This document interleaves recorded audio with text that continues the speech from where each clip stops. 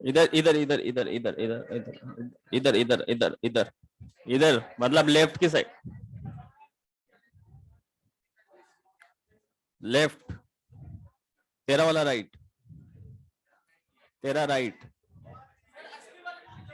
तेरा राइट।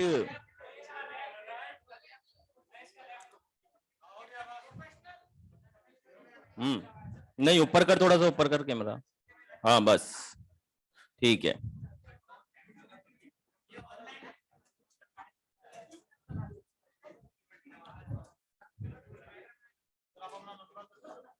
फिर क्या करेगा नंबर लेके?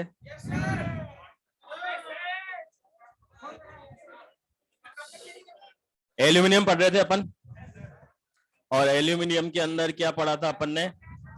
पोटाश एलम पढ़ा था। एक बार सॉल्यूशन कैसा होता है पोटाश एलम का? एसिडिक होता है। और किस मेटल को अपन यूज में नहीं ले सकते? लिथियम को यूज में नहीं ले सकते। ठीक है,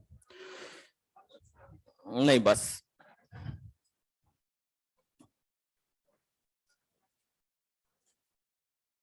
अब एक कंपाउंड होता है AlCl3। इधर देखना, एल्यूमिनियम की रिएक्शन HCl के साथ कराओ, क्या बन जाएगा? AlCl3। AlOH होल थ्राइस की रिएक्शन HCl के साथ कराओ, Al2O3 की रिएक्शन HCl के साथ कराओ, तीनों के इसमें क्या बन जाएगा? AlCl3। ठीक है,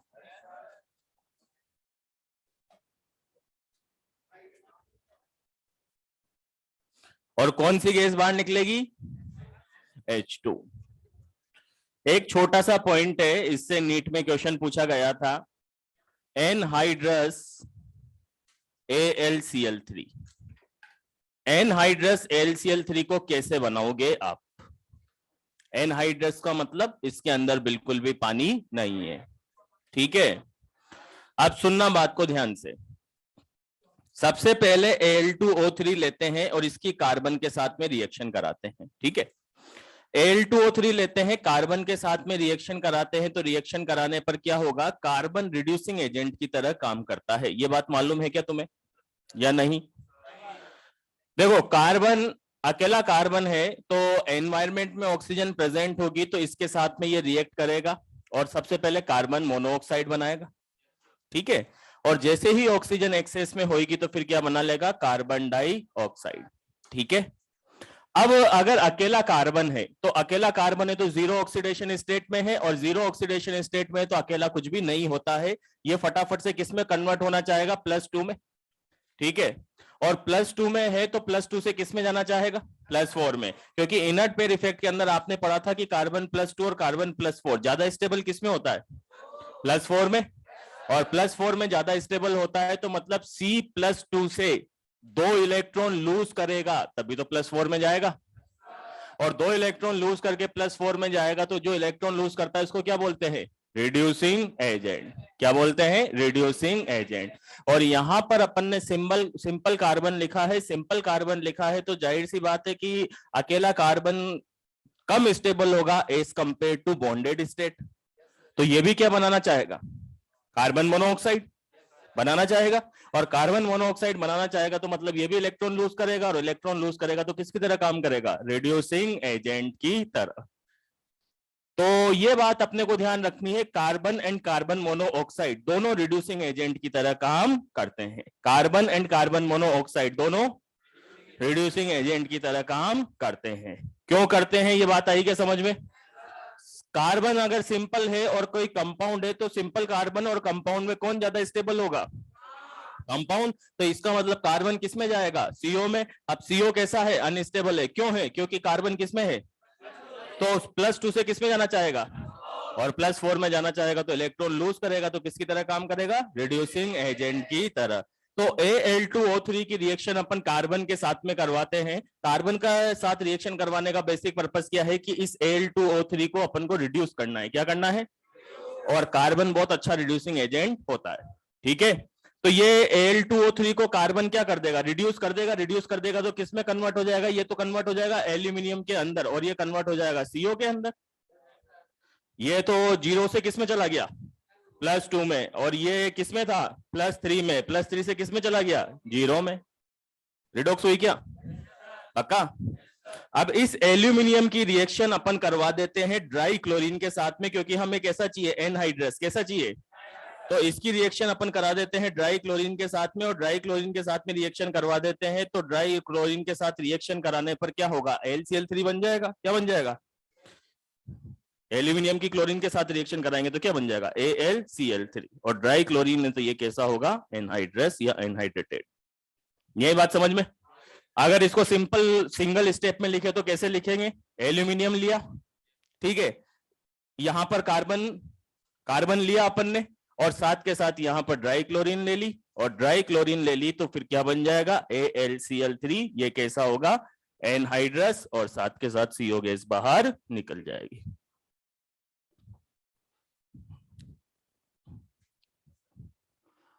याद हो जाएगी सबसे पहले L2O3 लिया, है ना भाई, सिंपल बात है। सिंपल सी बात क्या है कि एल्यूमिनियम की अगर आप क्लोरीन से रिएक्शन कराओगे तो क्लोरीन से रिएक्शन कराने पर क्या होगा, LCl3 बन जाएगा। लेकिन आपको कैसा बनाना है, एनहाइड्रेटेड। एनहाइड्रेटेड बनाना है मतलब पानी बिल्कुल भी नहीं होना चाहिए। तो जो Cl2 आप लोगे वो कौन सी लोगे, ड्राई लोगे। और Al2O3 की फॉर्म में आपको एल्यूमिनियम मिलेगा। एक्चुअल में क्या है कि लैब मेथड है, कैसा मेथड है, तो आपको जो एल्यूमिनियम मिलता है ना वो Al2O3 की फॉर्म में मिलता है। अब Al2O3 की फॉर्म में मिलता है तो फिर सबसे पहले इसका रिडक्शन करना पड़ेगा। रिडक्शन के लिए आप क्या यूज में लोगे, कार्बन। कार्बन से इसका रिडक्शन होएगा, फिर उसके बाद ड्राई क्लोरीन इसके साथ रिएक्शन करवा देगा। ठीक है, पक्का, तो लिख लो। हाँ सॉरी, Al2O3 कर दे यार, बहुत ध्यान देने लग गया आजकल तो।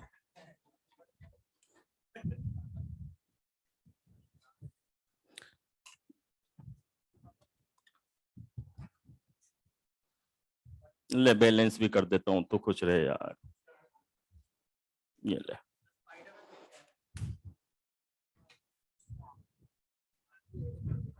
क्या, कोई बात नहीं यार, अपना क्या, अपन तो रोज ही आ जाते, स्पाइडरमैन थोड़ी ना रोज जाते। क्यों मनीष कुमार, तेरा नाम कौन नहीं जानता है यार, वर्ल्ड फेमस है तू तो।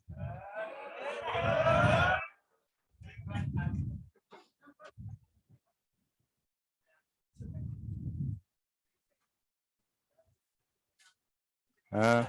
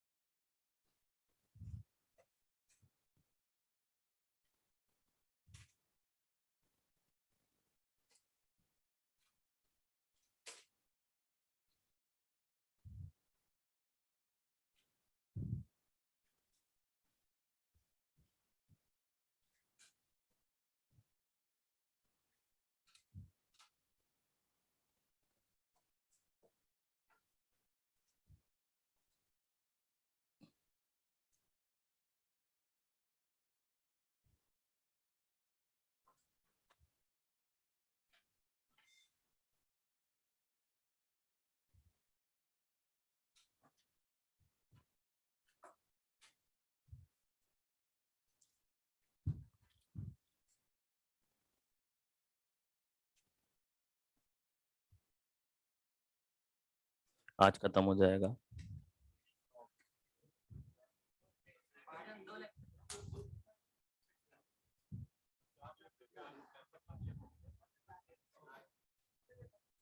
आधे घंटे में खत्म हो जाएगा। जल्दी कहाँ, अपन तो कितना आराम आराम से पढ़ते हैं यार।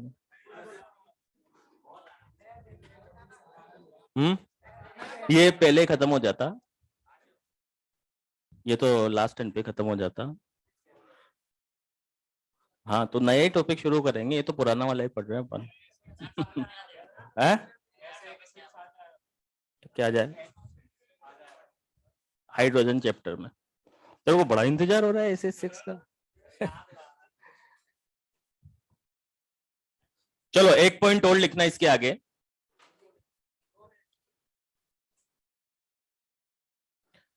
Oxide of beryllium and aluminium, दोनों में डायगोनल रिलेशनशिप होता है, इसलिए दोनों का नेचर कैसा होगा, सेम होगा। Oxide of beryllium and aluminium doesn't react with conc यानी कंसंट्रेटेड कॉन्क HNO3 और कॉन्क H2SO4। कॉन्क कंसंट्रेटेड, कभी पाला नहीं पड़ा इस टर्म से? बहुत बार पढ़ा है ना। हाँ तो वही है बस, conc HNO3 conc H2SO4 due to formation of oxide layer, due to formation of oxide layer. Line का मतलब क्या है, लाइन का मतलब यह है कि जैसे Al2O3 होता है, ठीक है, तो Al2O3 कंसंट्रेटेड HNO3 या फिर कंसंट्रेटेड H2SO4 के साथ में रिएक्ट नहीं करता, ठीक है। जैसे मान लो कि एक जगह से दूसरी जगह, जैसे क्या होता है कि कंसंट्रेटेड HNO3 को किसी प्लांट के अंदर बनाया जाता है, केमिकल प्लांट होता है, अब वहां से एक जगह से दूसरी जगह ट्रांसफर करना है तो कैसे ट्रांसफर करेंगे?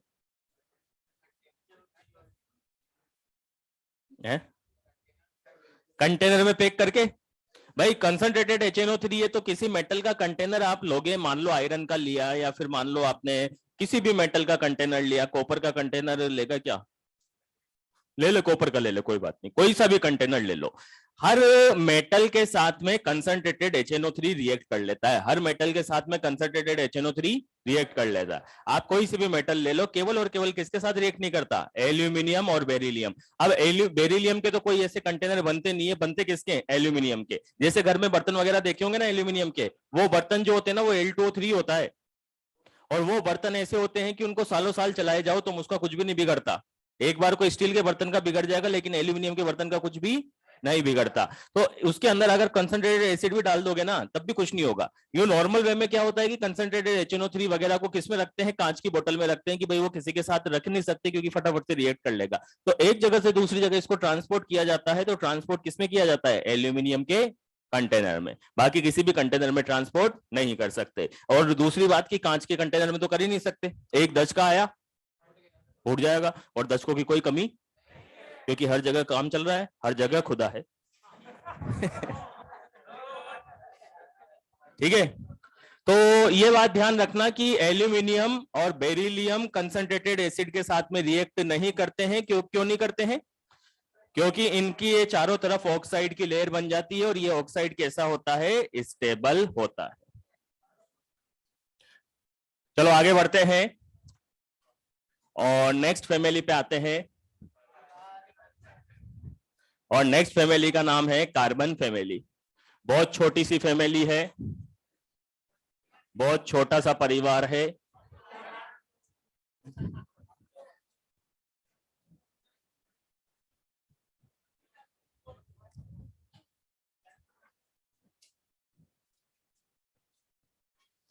कार्बन फैमिली में होता है कार्बन, सिलिकॉन, जर्मेनियम, एसएन और पीबी। काजल, सीता, गीता, स्नेहा, प्रभा। यह कार्बन होता है नॉन मेटल, सिलिकॉन और जर्मेनियम होते हैं मेटलॉइड्स। और Sn और Pb होते हैं मेटल्स। ठीक है।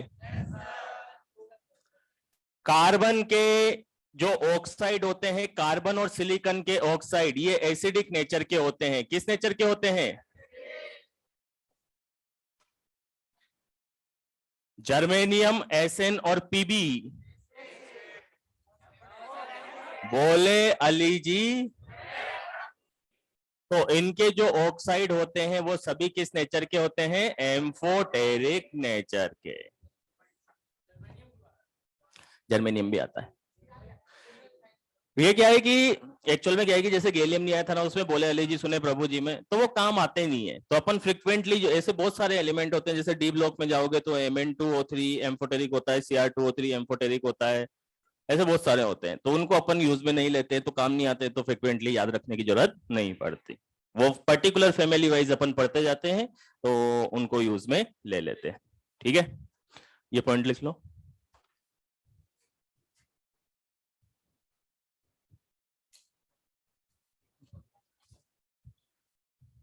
हेडिंग लिख लेना, कार्बन फैमिली।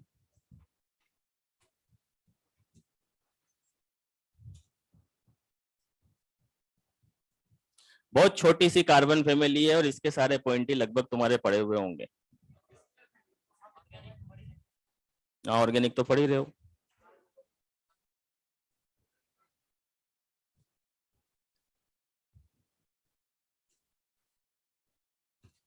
कुछ अच्छे अच्छे पॉइंट आएंगे जो बायोलॉजी में पढ़े हुए होंगे।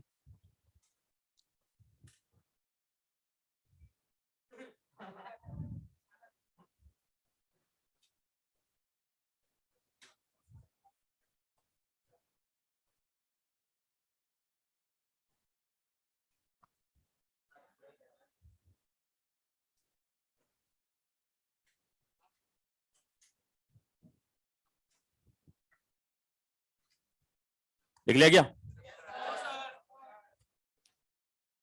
ये लिख लो। तो इसके बाद लिखना कंपाउंड्स ऑफ कार्बन। केवल कार्बन के ही कंपाउंड अपने को पढ़ने हैं।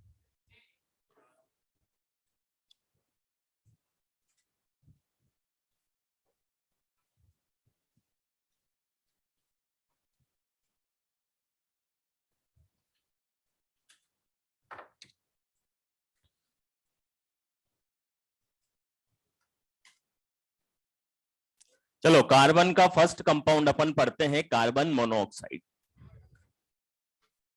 Carbon monoxide. और कार्बन मोनोऑक्साइड का फॉर्मूला क्या होता है? CO होता है। सबसे पहले देखते हैं कार्बन मोनोऑक्साइड का स्ट्रक्चर कैसे बनता है। ठीक है, देखो कार्बन और यह है ऑक्सीजन। ठीक है, कार्बन के पास में कितने इलेक्ट्रॉन होते हैं? 1 2 3 4। 1 2 3 4।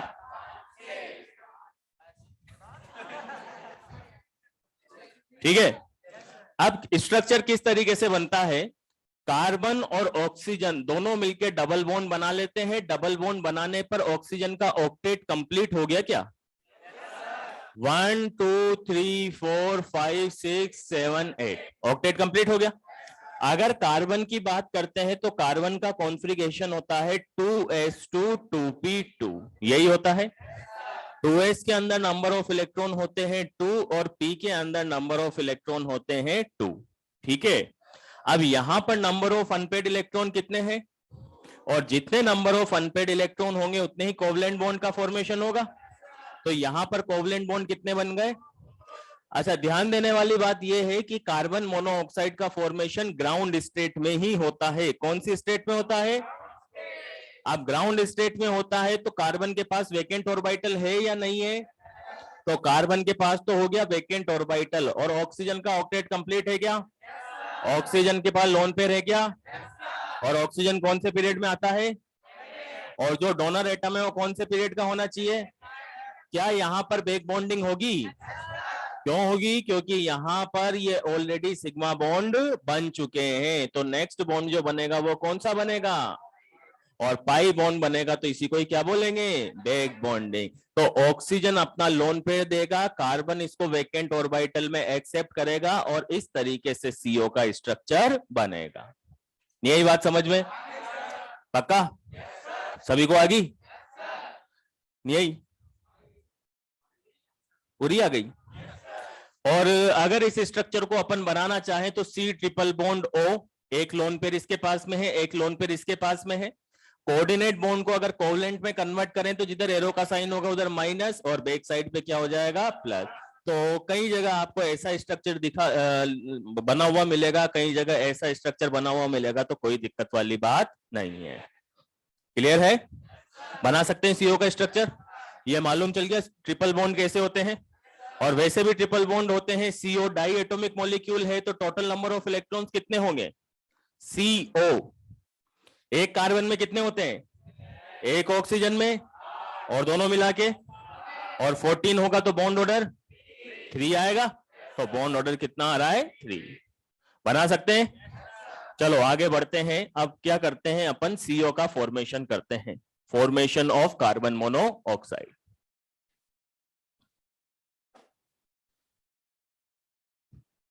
कैसे कैसे कर सकते हैं? कार्बन को ऑक्सीजन में जलाएं, लेकिन ऑक्सीजन की बहुत ही लिमिटेड सप्लाई हो। अगर एक्सेस में जलाएंगे तो CO2 बन जाएगा, और बहुत लिमिटेड होगा तो CO बन जाएगा। ठीक है, पहला तरीका तो यह हुआ। ठीक है, सेकंड बताओ। एक ही बोते तो बहुत आगे जाएगा यार। CO2 में से O हटा दें। अब इसकी जगह तो मैं ही बता देता हूं।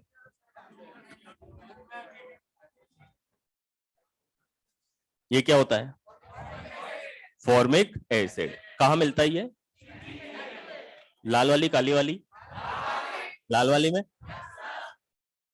अब अगर फॉर्मिक एसिड की रिएक्शन अपन कंसंट्रेटेड H2SO4 के साथ करवाएं तो ये जो कंसंट्रेटेड H2SO4 होता है ये डिहाइड्रेटिंग एजेंट की तरह काम करता है, ऐसा तुमने सुना होगा। कहां पे सुना है, 10th में सुना है।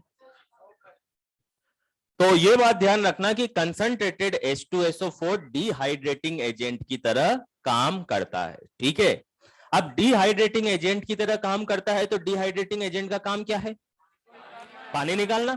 और पानी निकालने का काम है तो इससे वाटर रिलीज कर देंगे तो क्या बन जाएगा, H2O यहां से रिलीज कर दिया तो क्या बन गया, CO। तो इस तरीके से भी अपन कार्बन मोनोऑक्साइड बना सकते हैं। ठीक है, एक और तरीका होता है, इसका नाम बताना क्या होता है।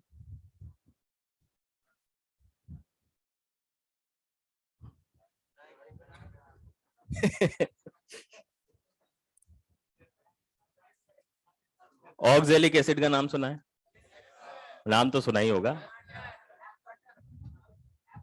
टमाटर में इसका नाम होता है ऑक्जेलिक एसिड। और अगर ऑक्जेलिक एसिड में से मतलब ऑक्जेलिक एसिड की रिएक्शन कंसंट्रेटेड H2SO4 के साथ में करवा देंगे तो कंसंट्रेटेड H2SO4 क्या काम करता है, तो वाटर रिलीज करवा दे तो क्या बन जाएगा, ये तो हो गया H2O, ये तो बाहर निकल गया बाहर। यहां से H2O बाहर निकल गया, ऊपर तो बचा CO2 और नीचे क्या बचा, CO। तो इस प्रोसेस से भी हम CO का फॉर्मेशन कर सकते हैं। ठीक है, एक और प्रोसेस कैसे याद करेंगे, अरे यही तो पी ब्लॉक है यार।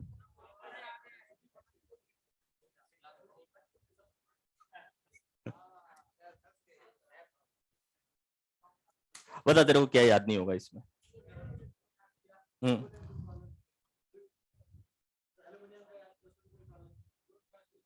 फिर प्रॉब्लम कहाँ है, क्वेश्चन करे थे ना घर जाके, बन गए क्वेश्चन। क्वेश्चन तो बन गया ना, फिर टू के भी बन जाएंगे। एक साल बाद नहीं बनेंगे तो ये इतना सही तो पढ़ने वाला है यार, बार बार तो पढ़ना ही पड़ेगा, ये पढ़ाई तो बार बार ही करनी पड़ती है यार।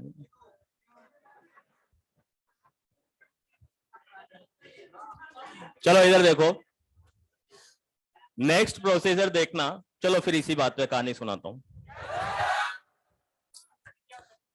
चलो सुनना फिर। देखो क्या है, दो भाई थे, एक तो था चुन्नू, एक था मुन्नू। चुन्नू छोटा था, मुन्नू बड़ा था, ठीक है, सुनना बात को। चुन्नू छोटा था, मुन्नू बड़ा था, ठीक है। चुन्नू छोटा था, मुन्नू बड़ा था, और चुन्नू जो है पापा के साथ में बैठ के भारत पाकिस्तान का क्रिकेट मैच देख रहा था, ठीक है। चुन्नू छोटा था और मुन्नू बड़ा था, ठीक है। चुन्नू पिताजी के साथ में बैठ के भारत पाकिस्तान का मैच देख रहा था। पिताजी ने मुन्नू से बोला कि यार ले एक गिलास पानी तो पिला दे। तो मुन्नू बोलता है, पापा मेरे से बोलते रहते हो, इससे तो कुछ बोलते नहीं हो, नहीं पिला रहा मैं पानी, मेरा मैच आ रहा है, मैच निकल जाएगा। पापा को आ गया गुस्सा, ठीक है।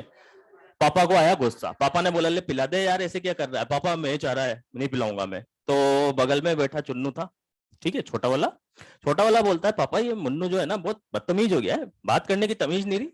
आपने पानी के लिए बोला और पानी नहीं लेके आया। ऐसा करो, आप तो इसकी बातों पे ध्यान मत दिया करो, आप तो 2 गिलास पानी लेके आ जाओ, एक मेरे लिए और आपके लिए।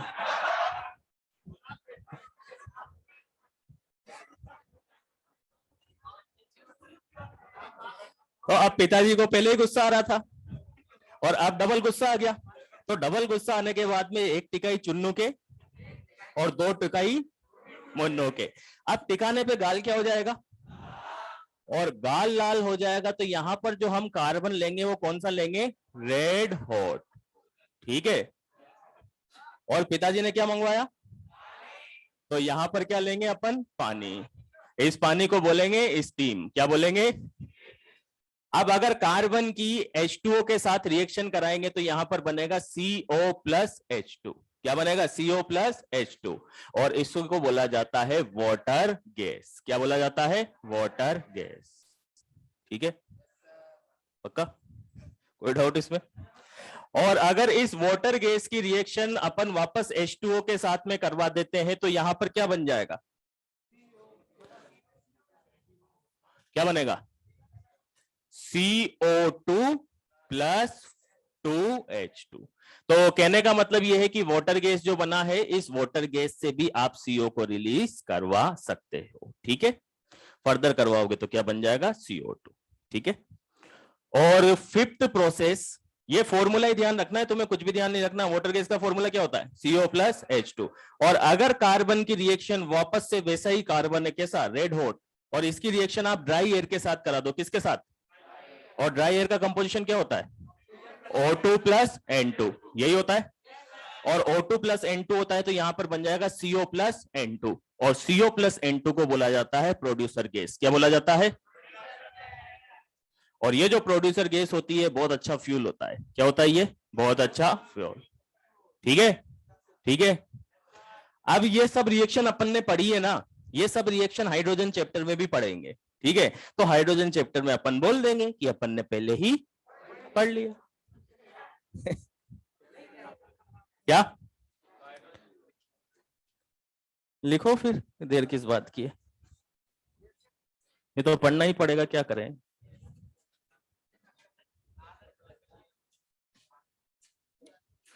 इसको बोलते हैं वाटर गैस शिफ्ट रिएक्शन। यह हाइड्रोजन चैप्टर में आएगी, तो वहां पे केवल अपन इसको लिख लेंगे।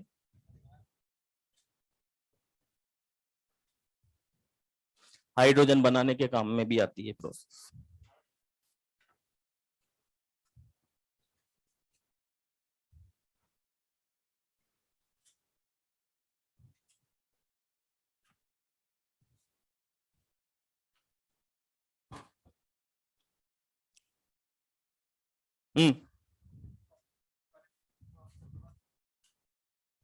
क्या, कितने,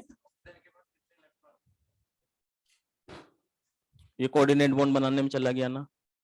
टोटल 6 इलेक्ट्रॉन थे, 6 थे, दोनों तो इधर बना लिया, एक कोऑर्डिनेट बॉन्ड बनाने में चला गया, तो क्या बचा, एक लोन पेयर।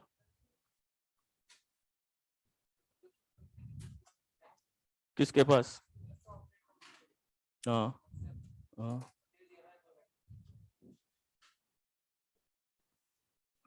दे दिया तो मतलब वो लेके थोड़ी ना भाग गया, दे दिया तो मतलब अनइक्वल शेयरिंग हुई है।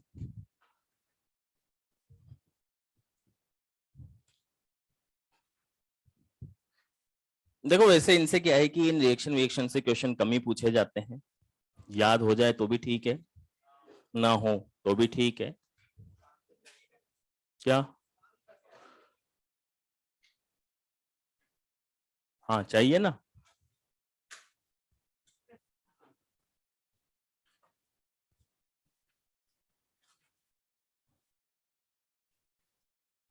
अच्छा, ये कार्बन मोनोऑक्साइड किस नेचर की होती है, पॉइजनस होती है क्या? कैसे? हीमोग्लोबिन के साथ रिएक्ट करके कार्बोक्सी हीमोग्लोबिन बना लेती है और कार्बोक्सी हीमोग्लोबिन हाईली स्टेबल होता है, ये मालूम है, लिखने की जरूरत।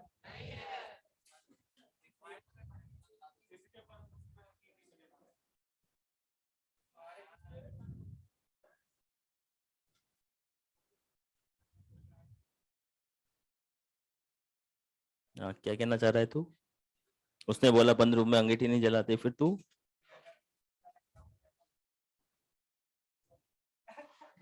ये पूछ रहा था, वो पूछ रहा था।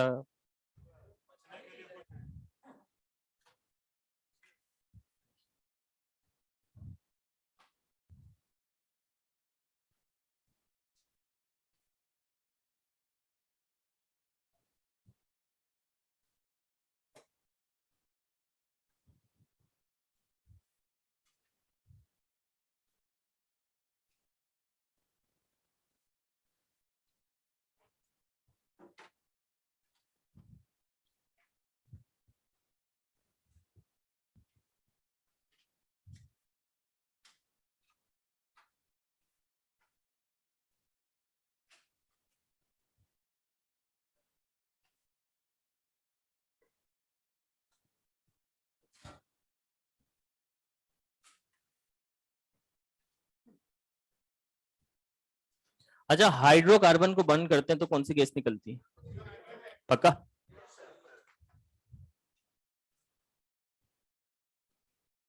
तो अगला कंपाउंड अपन CO2 पढ़ेंगे।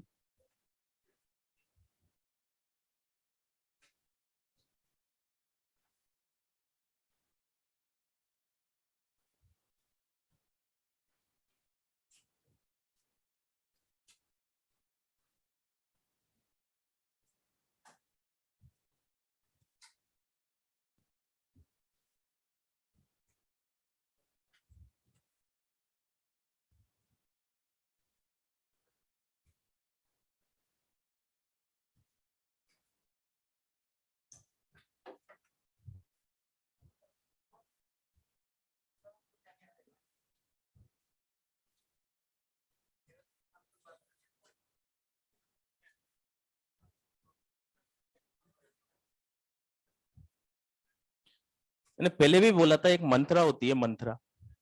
ये वो कह रहा है, वो ये कह रहा है, इसने ये कहा, उसने वो कहा।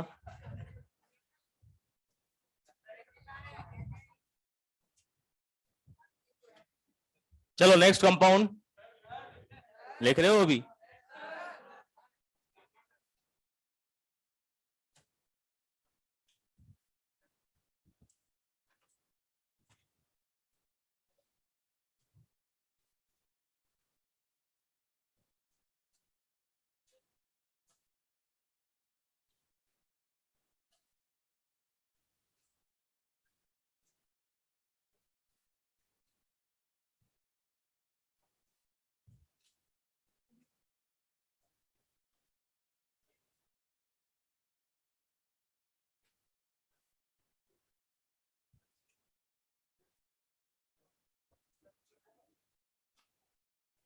चलो नेक्स्ट कंपाउंड CO2।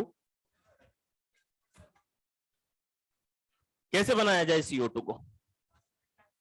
हाइड्रोकार्बन को बर्न कर दें और वाटर गैस से बना दें, और सबसे अच्छा तरीका होता है कैल्शियम कार्बोनेट को हीट करो, भर भर के मिलता है, कैल्शियम ऑक्साइड प्लस CO2 बन जाता है। कोई सा भी कार्बोनेट को हीट करो, ठीक है, हाइड्रोकार्बन को बर्न करो,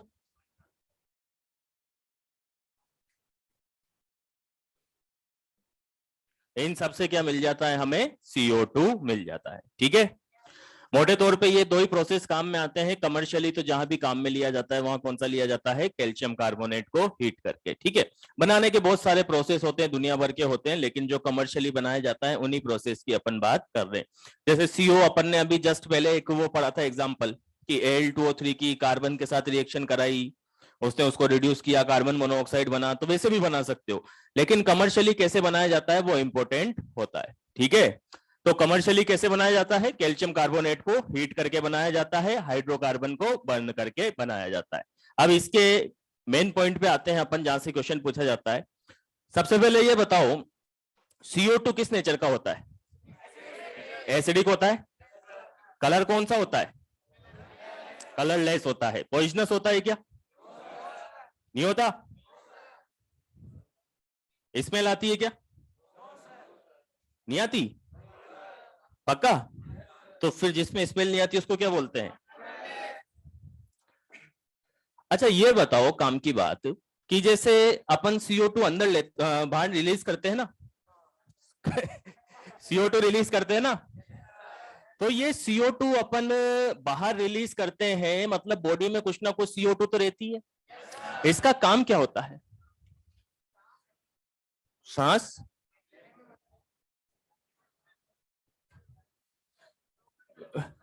कुछ ना कुछ CO2 तो बॉडी में होगी, सही ना, ताकि हम सांस, अंदर से कुछ हवा निकल जाए तो फिर नई हवा अंदर आ सके, यूं।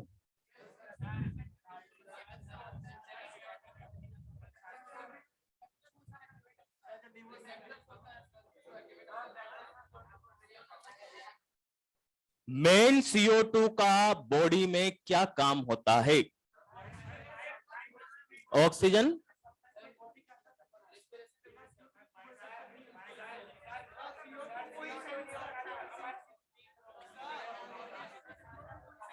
अच्छा ये बताओ कि ब्लड का पीएच कौन मेंटेन करता है,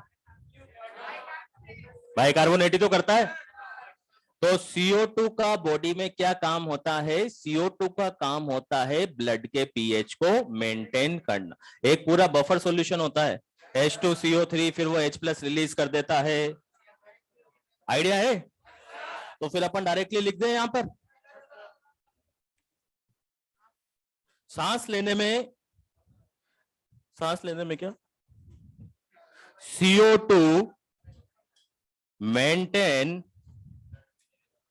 द pH ऑफ ब्लड। ठीक है, कितना होता है ब्लड का pH, 7.4 एग्जैक्टली, कोई रेंज नहीं होती, 7.2 से 7.4। ठीक है, अच्छा ये बताओ कि ये जो पेड़ पौधे होते हैं ये अपना खाना कैसे बनाते हैं, CO2 को, CO2 को तो वो एब्जॉर्ब करते हैं, फिर क्या करते हैं, वाटर से रिएक्ट करते हैं, ग्लूकोज बनाते हैं, है ना, ग्लूकोज बनाते हैं ना, मालूम है, चलो तो फिर लिख लो CO2 में तो यही था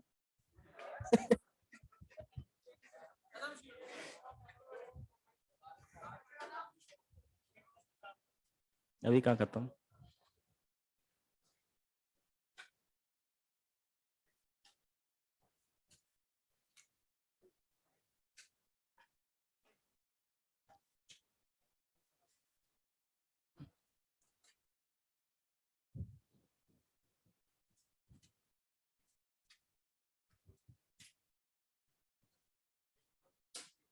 अच्छा उसमें फिर क्लोरोफिल क्या काम करता है, लाइट को एब्जॉर्ब करता है क्लोरोफिल, तो लाइट जरूरी है क्या इस सब काम के लिए, क्यों, ऑक्सीजन,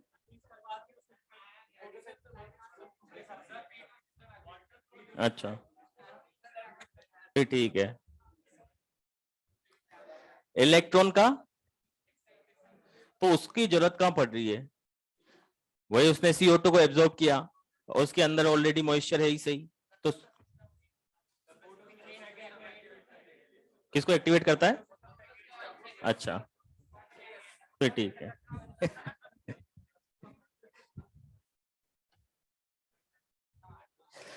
अच्छा, अपन ऑक्सीजन को अंदर लेते हैं, ठीक है, और CO2 रिलीज करते हैं, तो उसका उससे होता क्या है? मतलब अपन CO2 को क्यों रिलीज करते हैं? ऑक्सीजन को अंदर लेते हैं,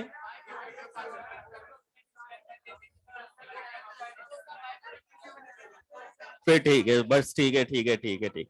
हाँ, बाकी सब ठीक है, वो बस ऐसे ही अपने ये इसमें लिखे हुए थे मॉड्यूल में, तो सारी बातें तुम्हें मालूम है ही सही, ये सब बातें बायोलॉजिकल इंपॉर्टेंस मालूम है ही सही, CO2 का क्या है।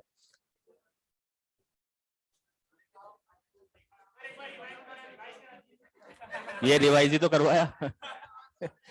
चलो, अब बातें नहीं, अब मेन पॉइंट पे आते हैं। देखो, कार्बन फैमिली में ये दो गैसेस थी, CO और CO2, इनके बारे में बेसिक आइडिया अपने को पूरा है, ठीक है। अब अपन आते हैं इनके कार्बाइड पे। किस पे आते हैं? कार्बाइड। ये जो कार्बाइड होते हैं, इनके 3 टाइप के कार्बाइड होते हैं। जैसे कार्बन किसी के साथ भी रिएक्ट करके क्या बनाता है? कार्बाइड बनाता है। जैसे मान लो कैल्शियम के साथ रिएक्ट किया तो कैल्शियम कार्बाइड बना, मैग्नीशियम के साथ रिएक्ट किया तो मैग्नीशियम कार्बाइड बना, सोडियम के साथ रिएक्ट किया तो सोडियम कार्बाइड बना। तो ये जो कार्बाइड होते हैं, ये 3 टाइप के होते हैं। कितने टाइप के होते हैं? फर्स्ट होता है आयोनिक कार्बाइड। कौन सा होता है? ये लिख लेना तुमने, इसको पूरे डायग्राम बड़े में बनाएंगे, क्योंकि ये बड़े बड़े कार्बाइड है। अरे बातें नहीं रहे।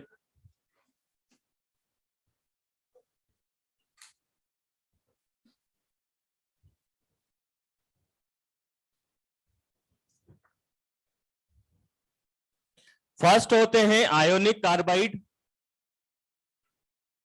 सेकंड होते हैं कोवलेंट कार्बाइड, और थर्ड होते हैं इंटरस्टिशियल कार्बाइड।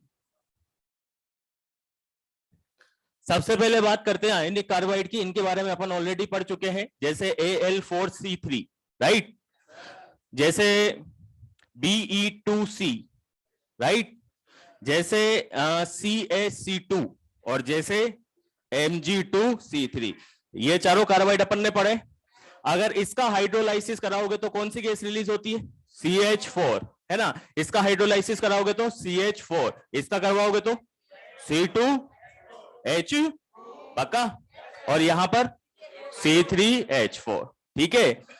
इन दोनों कार्बाइड को तो कॉमनली जहां पर CH4 गैस रिलीज होती है, जहां पर CH4 रिलीज होती है, CH4 को क्या बोला जाता है? मीथेन। तो इनको बोला जाता है मिथेनाइड, मिथेनाइड कार्बन। क्या बोला जाता है? मिथेनाइड कार्बन। यहां पर एसिटाइलिन, तो इनको बोला जाता है एसिटाइल कार्बन, और यहां पे प्रोपाइन, और इनको बोला जाता है प्रोपाइल कार्बन, या इनका दूसरा नाम होता है एलिल कार्बन। प्रोपाइल का दूसरा नाम एलिल भी होता है, ठीक है। तो इनको क्या बोला जाता है? Allyl carbon. तो जैसी गैस निकल रही है उसी के बेस पर इनका नाम रख दिया जाता है, ऐसी कोई खास इंपॉर्टेंट बात नहीं है। सेकेंड टाइप के कार्बाइड होते हैं कोवलेंट कार्बाइड। कोवलेंट कार्बाइड का मतलब, जैसे मान लो B4C है, इसको बोला जाता है नॉर्बाइड। नाम सुना है इसका? जैसे SiC है, इसको बोला जाता है सिलिकॉन कार्बाइड। अब कोवलेंट कार्बाइड का मतलब क्या होता है, इसको अपन समझते हैं। जैसे मान लो SiC है, तो SiC का स्ट्रक्चर ऐसा बनता है, एक जाइंट मॉलिक्यूल होता है। ये क्या होता है? इसमें इनफाइनाइटली एटम्स एक दूसरे के साथ में अटैच होते हैं। अगर आपसे पूछा जाए कि इसके अंदर सिलिकॉन पे हाइब्रिडाइजेशन क्या होगा, तो आप बोलोगे sp3। आपसे बोला जाए कार्बन पे हाइब्रिडाइजेशन क्या होगा, तो आप बोलोगे sp3, ठीक है। इस SiC को आर्टिफिशियल डायमंड भी बोला जाता है। क्या बोला जाता है? Artificial diamond. एक बार अपन ने पहले लिखा था, ठीक है। अब SiC के अंदर क्या होता है कि सभी के सभी बॉन्ड कौन से हैं?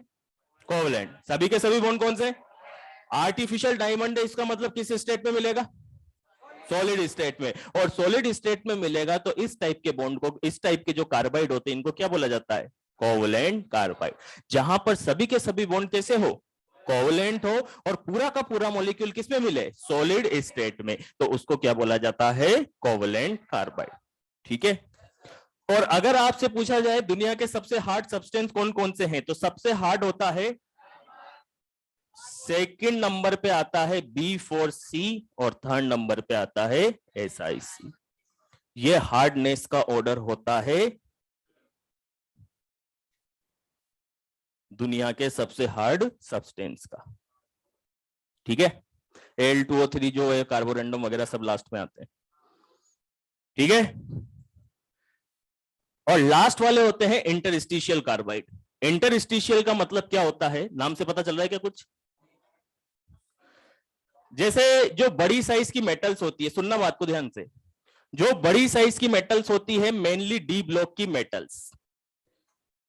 जैसे डी ब्लॉक की स्टार्टिंग ही कौन से पीरियड से होती है? फोर्थ पीरियड से। कौन से पीरियड से होती है?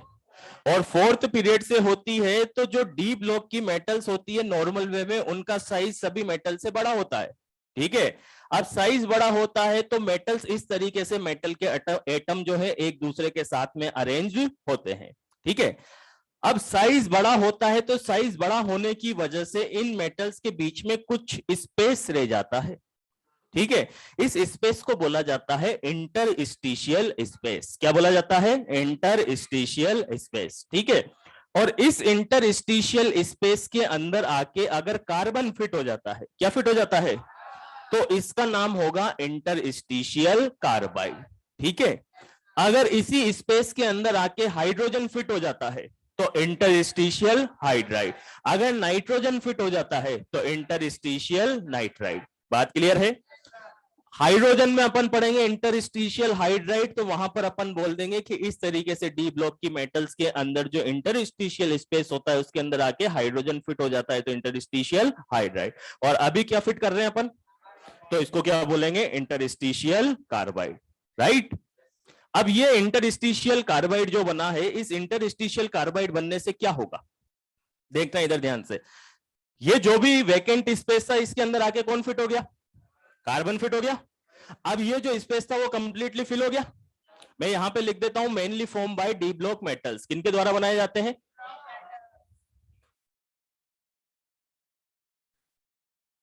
अब जैसे मान लो एक तो थी प्योर मेटल, ठीक है, एक तो क्या थी, और एक है इंटरस्टिशियल मेटल। प्योर मेटल के अंदर ये वॉइड्स वैसे के वैसे ही थे, इंटरस्टिशियल के अंदर ये वॉइड्स क्या हो गए? भर गए। भर गए। अब भर गए तो दोनों में से सॉफ्टनेस या हार्डनेस की अपन बात करें तो दोनों में से ज्यादा हार्ड कौन होगा? क्योंकि उसके अंदर वॉइड से तो मतलब थोड़ा सा ये मान के चलो कि इजी वे में कंप्रेस हो सकती थी। अब यहां पर वॉइड्स कंप्लीटली फिल्ड हो गए, इसका मतलब जो इंटरस्टिशियल कंपाउंड बना है वो इंटरस्टिशियल कंपाउंड प्योर मेटल के कंपैरिजन में ज्यादा हार्ड होगा। हार्ड भी ज्यादा होगा, बॉइलिंग पॉइंट मेल्टिंग पॉइंट भी क्या होंगे? ज्यादा होंगे। नहीं आई बात समझ में? आ गई क्या? जैसे मान लो कि एक बार अपन ने बोला था कि ये फोम है और ये क्या है? वुड है। ठीक है, फोम सॉफ्ट है या वुडन? और वुड सॉफ्ट है, वुड, फॉर्म सॉफ्ट है या वुड सॉफ्ट है? और फॉर्म सॉफ्ट है तो क्यों सॉफ्ट है? क्योंकि स्पेस है, आराम से इसको आप प्रेस कर सकते हो। तो कहने का मतलब यह है कि जो प्योर मेटल होती है उसके अंदर प्रॉपर स्पेस होता है, जबकि इंटरस्टिशियल के अंदर स्पेस, तो दोनों में किसकी हार्डनेस ज्यादा होगी? तो मैं यहां पे लिख देता हूं, अगर हार्डनेस का कंपैरिजन करना है आपको प्योर मेटल और इंटरस्टिशियल, उसी के ही इंटरस्टिशियल कंपाउंड में, तो दोनों में से ज्यादा हार्ड कौन होगा? इंटरस्टिशियल। बीपीएमपी किसके ज्यादा होंगे? इंटरस्टिशियल के। क्योंकि इसको हीट करोगे तो पहले तो कार्बन बाहर निकलेंगे, तभी जाके तो क्या होगा? बॉइल होगा, तो कार्बन एक्स्ट्रा टेम्परेचर खाएंगे। लिखो,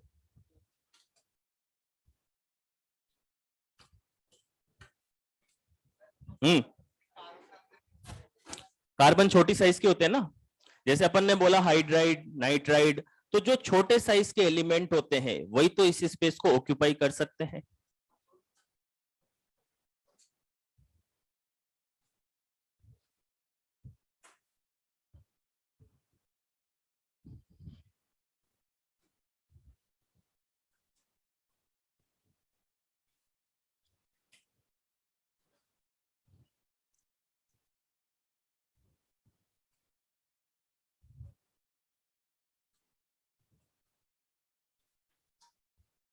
हो गया कार्बन फैमिली।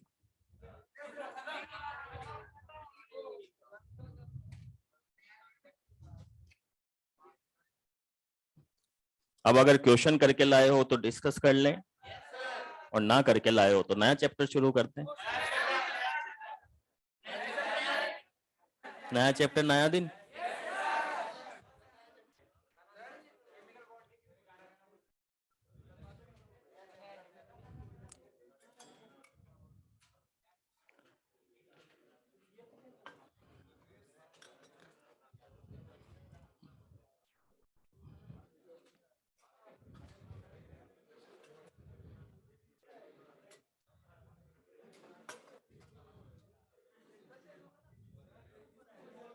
है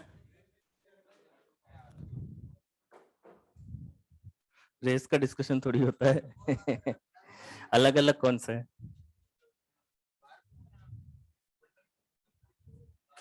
हाँ तो कोई बात नहीं, तू आना, बाहर आ तू।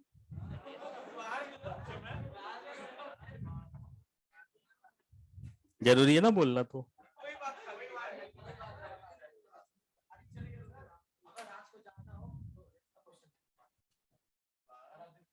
वाह,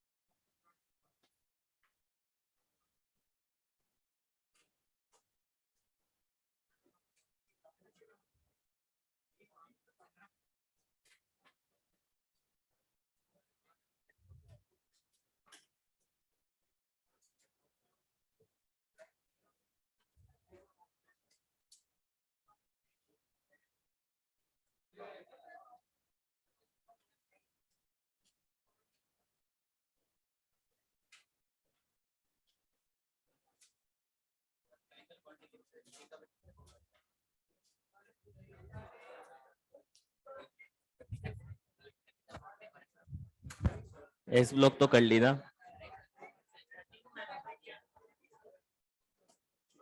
चलो लिख लिया।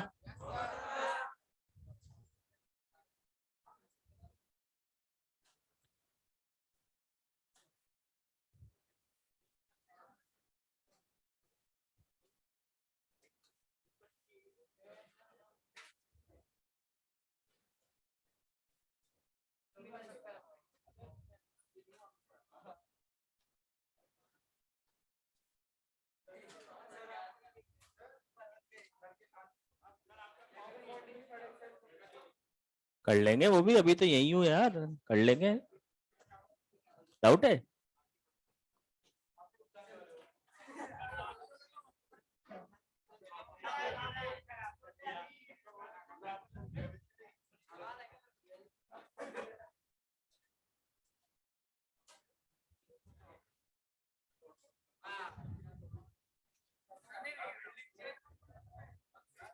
सामने reliable.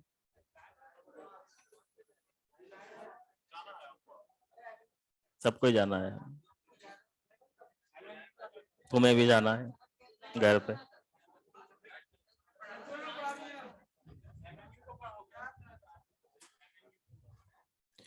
Page number 153।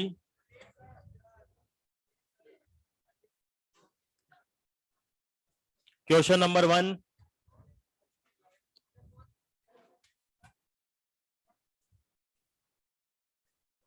Page number 153।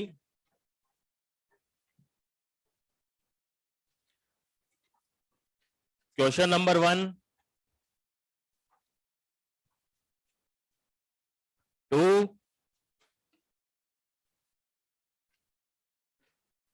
Thallium +1 show करता है ना, तो +1 में Tl2O। Tl2O स्टेबल होगा ना Tl2O3 के कंपैरिजन में। 3, 4 5 6 7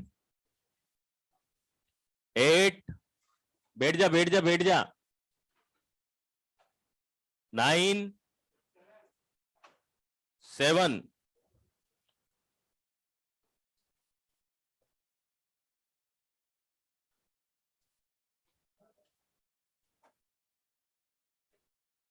7 में क्या डाउट आया? वो मैंने नीचे 4-5 लाइनें लिखवाई थी ना जब इफेक्ट ऑफ बैक बॉन्डिंग पढ़ा था, तो उसके अंदर लिखा था कि पहले 4 पॉइंट तो कंफर्म है और हाइब्रिडाइजेशन में और में नोट भी होगा।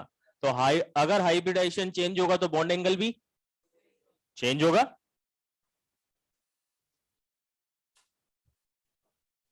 एट क्या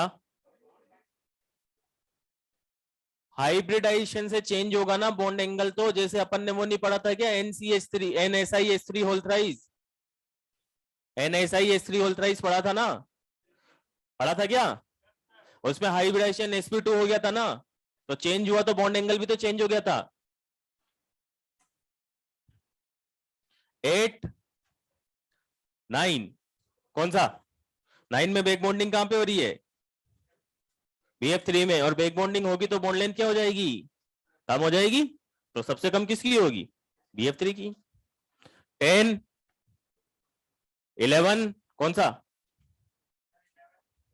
अरे एक minute. Aluminium carbide as well as beryllium carbide produce methane gas on treatment with water, on reacting with water calcium carbide produce acetylene while magnesium propane। किसने पूछा था ये?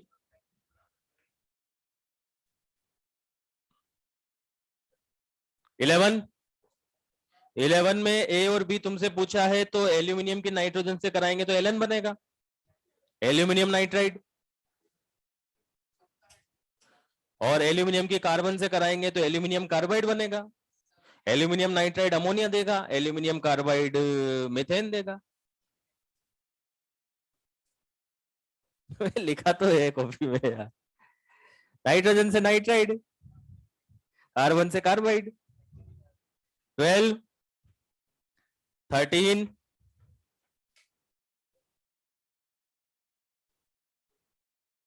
All BH bonds in diboron are similar। अलग अलग है ना यार, BH भी अलग है, BHT अलग है। 14 15 16 17 कौन सा?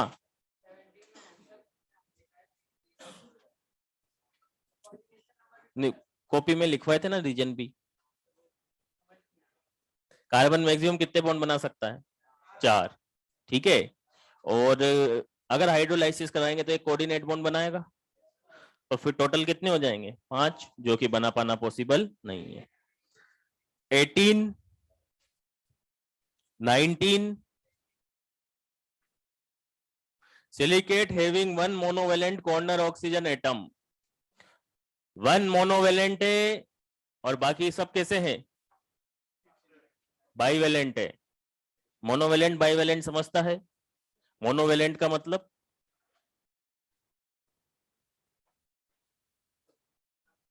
एक मिनट खड़ा हो, मोनोवेलेंट का मतलब वो अगल बगल वाले बताएंगे तब भी नहीं सब बता पाएगा। तो मोनोवेलेंट का मतलब,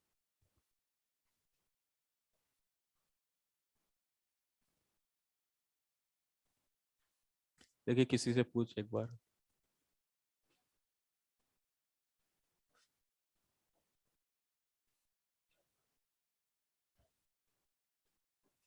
अरे उसकी कोई तो हेल्प कर दो यार, मोनोवेलेंट का मतलब तो बता दो उसको। क्या? Single valency. तो सिंगल वैलेंसी होगी तो वो शेयरिंग में होगा या अनशेड होगा? है अनशेड होगा। तो इसने क्या बोला है क्वेश्चन में?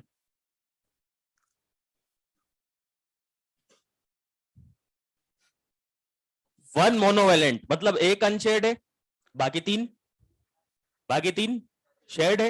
एक अनशेड है बाकी 3 शेड है, तो ये केस किस में मिलता है? कहां पर 3 की शेयरिंग होती है? शीट सिलिकेट में, शीट सिलिकेट में वही होगा आंसर। 19, 20, 21, 22, 23, 24, 25, 26, नहीं दिया था, आज कर लेना इसको, 27, 28, 29, 30, 31. Boric acid is polymerized due to hydrogen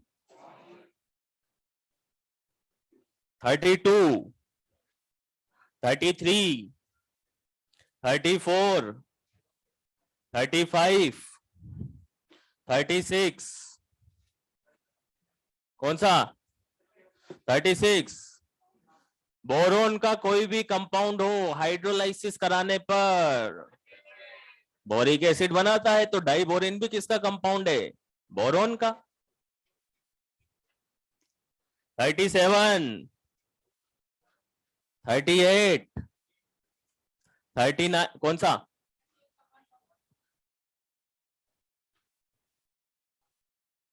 हाँ, तो फर्स्ट ऑप्शन में क्या डाउट आया तेरे को? फर्स्ट ऑप्शन में क्या डाउट आया?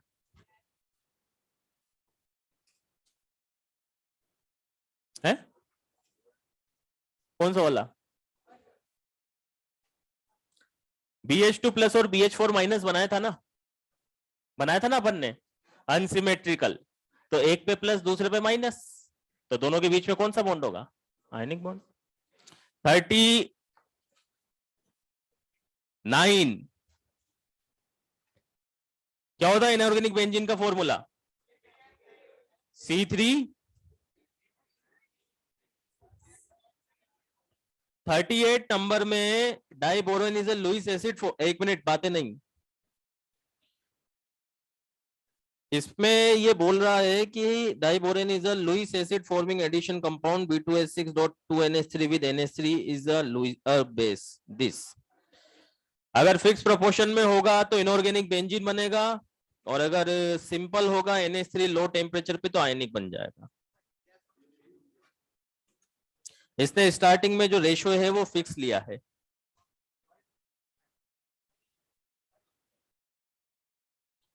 कौन सा? 38।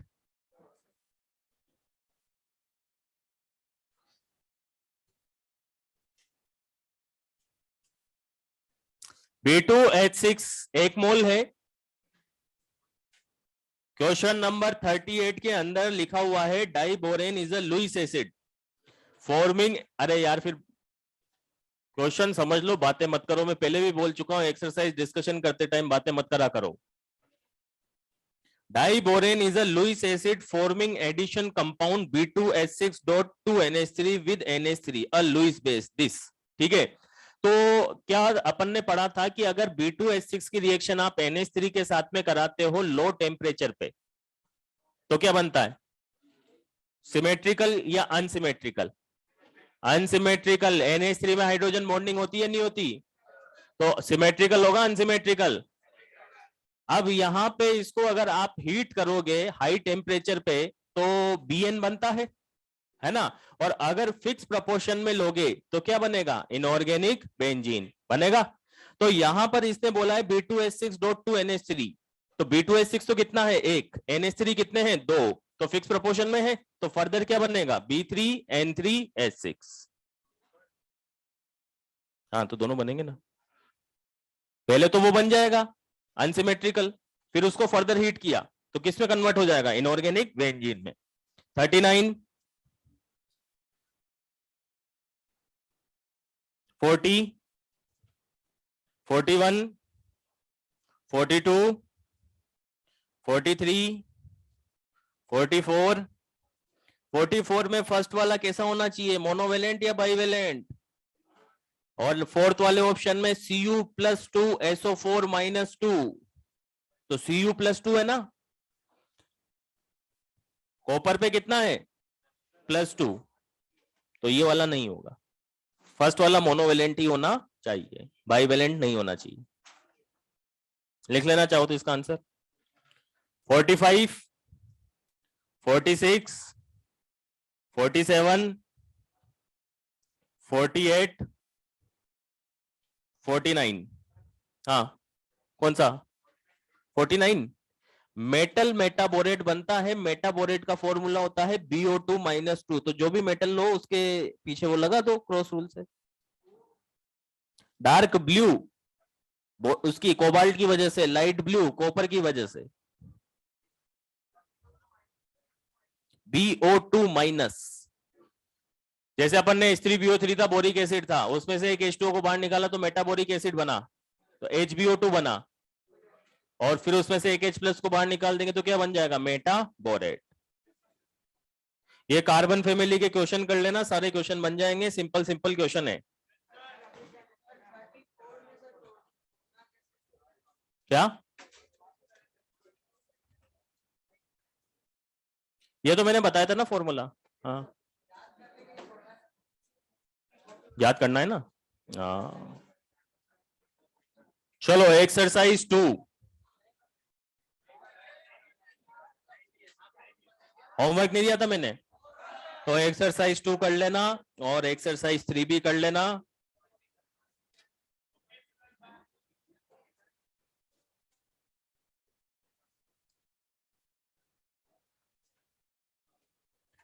चलो मिलते हैं फिर अपन नेक्स्ट क्लास में।